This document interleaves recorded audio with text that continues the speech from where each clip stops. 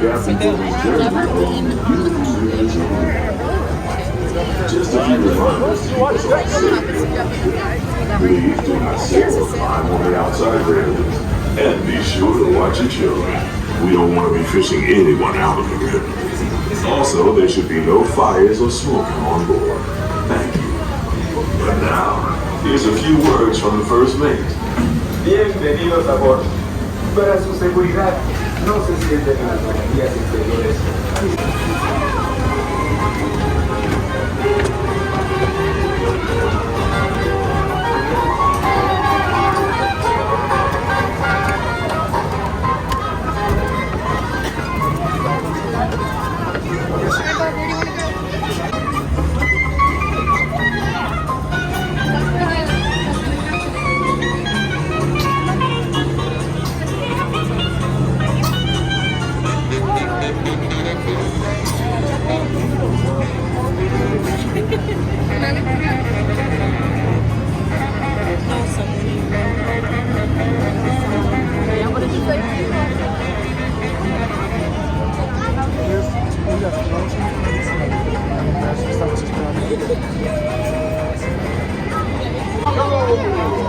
All passengers aboard!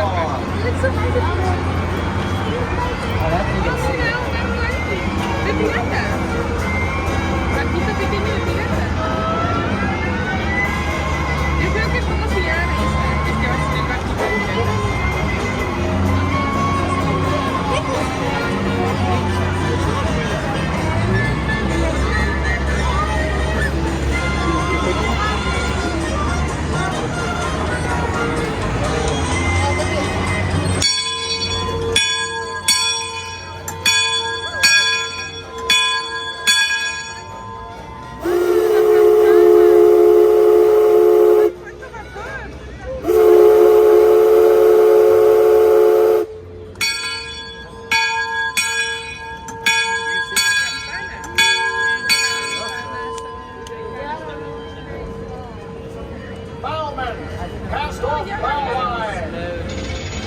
Engine room. Ahead 1 quarter. Engine room. Ahead 3 quarters. Leadsman. Sound off. By the log. Bob 1. That's the leadsman calling out the deck markers so we can avoid running aground. Right here. Mark Twain.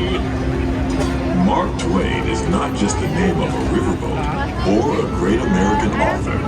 It also means the water here is 2 fathoms deep. That means it's safe enough for us to proceed on our steam-powered journey along the rivers of America. On our trip, we'll visit the magnificent Columbia of the Great Northwest, the graceful Missouri of the windswept plains, and the rugged Rio Grande along the border of Texas and Mexico. I'll be sure to point out interesting sights along the way, and even tell you about a legend or two. We begin our trip right here on the mighty Mississippi, heading south and ending up down in New Orleans. In the Southland. There's a field way down on the river where the women are very rich and all the men do the work. They got music that's always playing. Thought in the daytime go all through the night. When you hear that music play, hear what I'm saying and it's alright. Come on down, bring the people, bring the town. It's the same story around. Take you down to New Orleans. New Orleans is rich in history, music, good food, and ghost stories. One of those stories involves the old mansion you see over there on the hill. I've heard it said that the place is haunted, filled with 999 ghosts, ghouls, and goblins. And they're looking for one more to make it an even 1,000. If you're brave enough, You should see for yourself after we arrive back at the landing in Frontierland.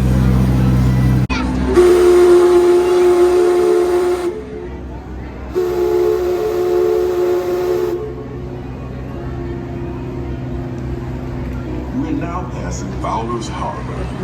This is homeport for the three-masted windjammer, the Columbia, the first American ship to circumnavigate the globe.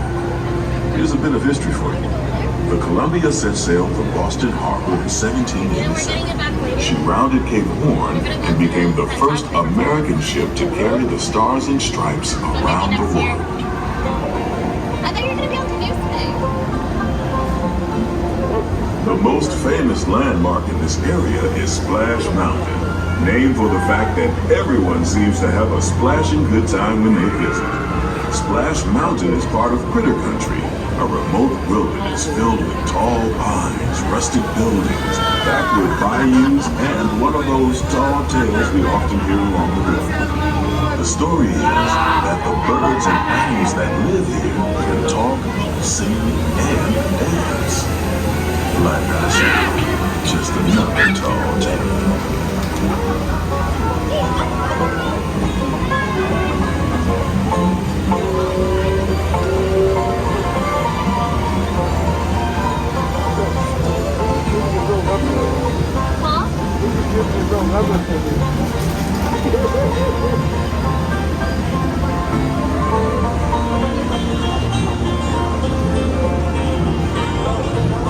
What? No! No!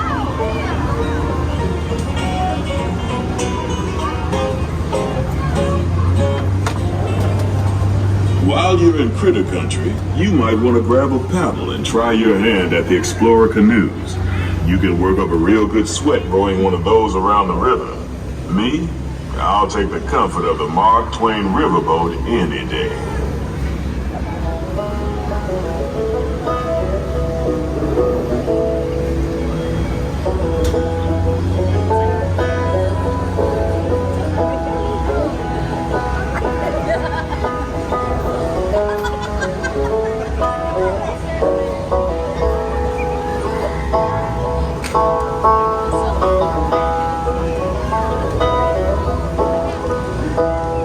Kevin Abershake, come down there. They're coming to find you. I was going to find you.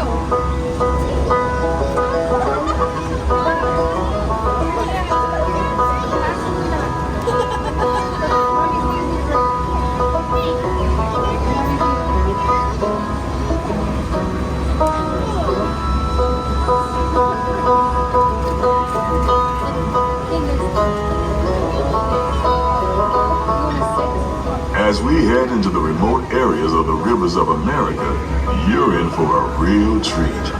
I've been navigating these parts for years now, but I never get tired of taking in the breathtaking beauty of the Columbia River. The majestic trees, the stunning rock formations, the cascading waterfalls, the moose, deer, and elk along the banks. It's all so magnificent and so peaceful.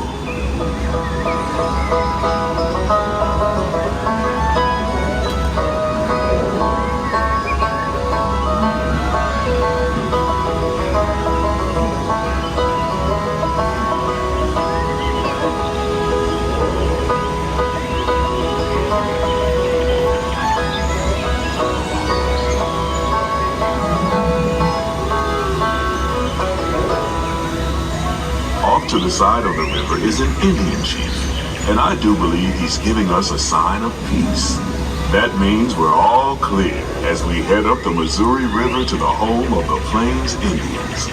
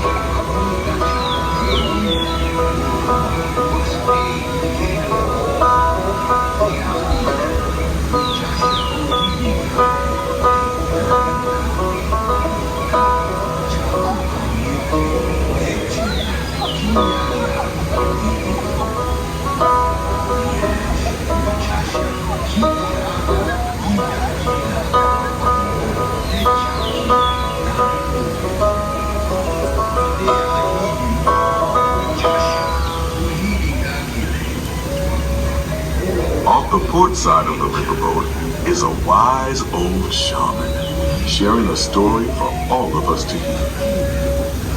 He's telling the tale of how a woodpecker taught a young tribesman to take a hollowed-out branch and turn it into that most wondrous of musical instruments, the flute.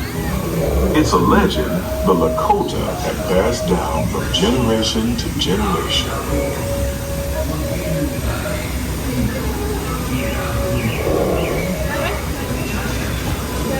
Onto the rail. Well done.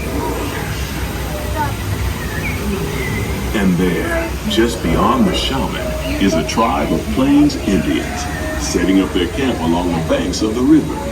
They'll be here for a few months and then move on.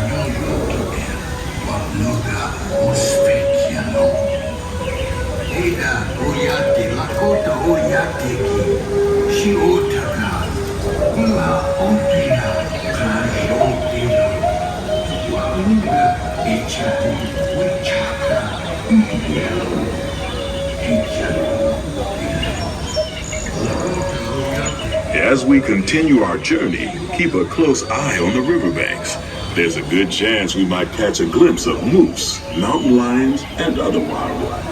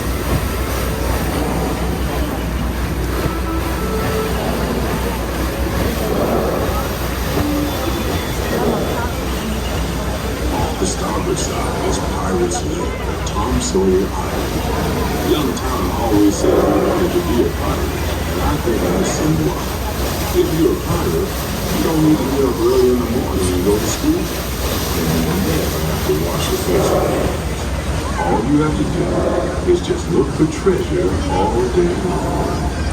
At least that's what Tom Sawyer thought.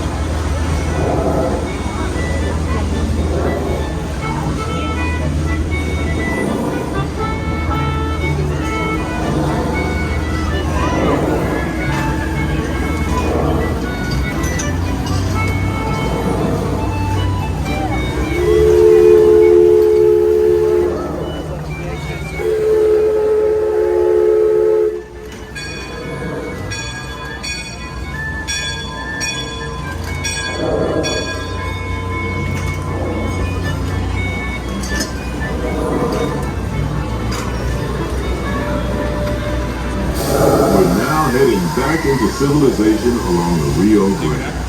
Off in the distance are the towering buttes of Big Thunder Mountain.